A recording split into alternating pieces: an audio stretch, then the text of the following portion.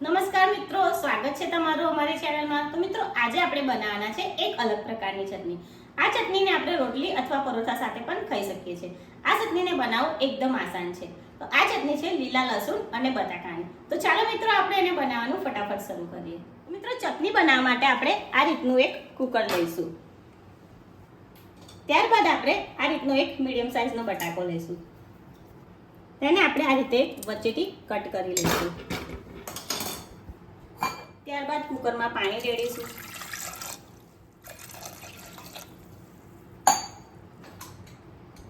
ત્યારબાદ કુકરને ઢાંકી લઈશું। ત્યારબાદ આપણે ગેસને ઓન કરી લઈશું। મિત્રો હવે આપણે 5 થી 6 વિસલ બોલાવા દઈશું બટાકા બાફવા માટે। મિત્રો અહીંયા આપણા બટાકા બફાઈ ગયા છે, તો આપણે કુકર ખોલી અને તેને કાઢી લઈશું।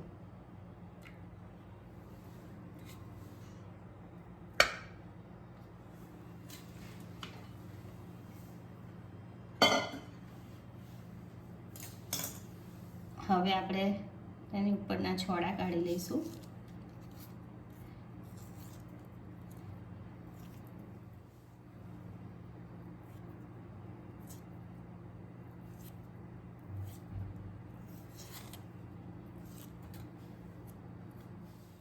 ત્યારબાદ તેને એક મેસર વડે બટાકા મેશ કરી લઈશું।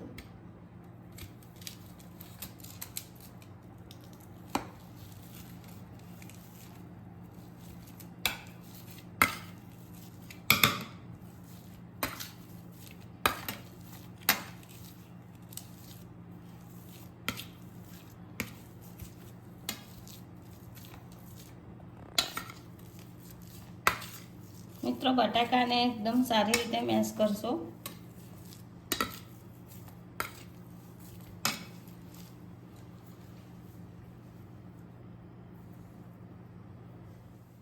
ત્યારબાદ તેમાં એક વાટકી ઝીણું સમારેલું લીલું લસણ લઈશું।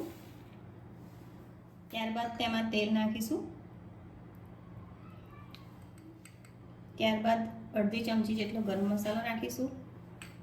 ત્યારબાદ અડધી ચમચી જેટલી આદુ મરચા લસણની પેસ્ટ નાખીશું। સ્વાદ અનુસાર મીઠું નાખીશું। પછી આપણે બધી સામગ્રીને બટાકા જોડે હાથ વડે મિક્સ કરી લઈશું।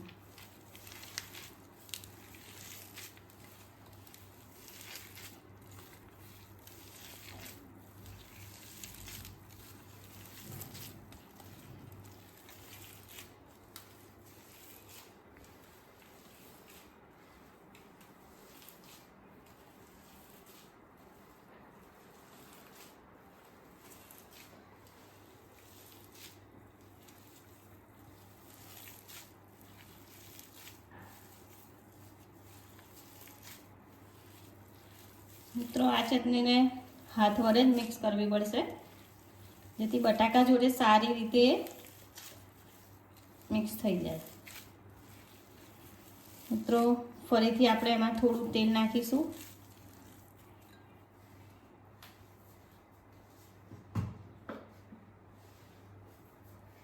પહેલાં આપણે 1 થી 2 ચમચી જેટલું નાખ્યું હતું, ફરીથી આપણે 1 થી 2 ચમચી જેટલું તેલ નાખીશું।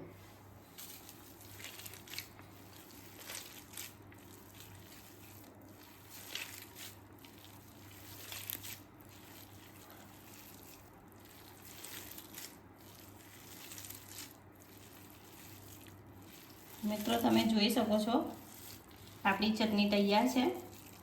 તો હવે આપણે એને એક બાઉલમાં ભરી લઈશું।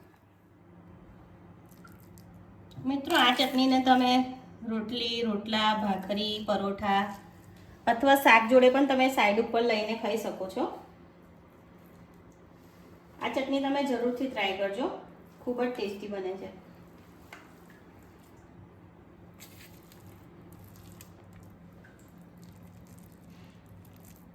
મિત્રો આ ચટણીનો વિડીયો તમને કેવો લાગ્યો તે અમને કોમેન્ટ કરીને જરૂરથી જણાવજો। જો વિડીયો સારો લાગ્યો હોય તો લાઈક કરજો અને અમારી ચેનલને સબસ્ક્રાઇબ કરજો।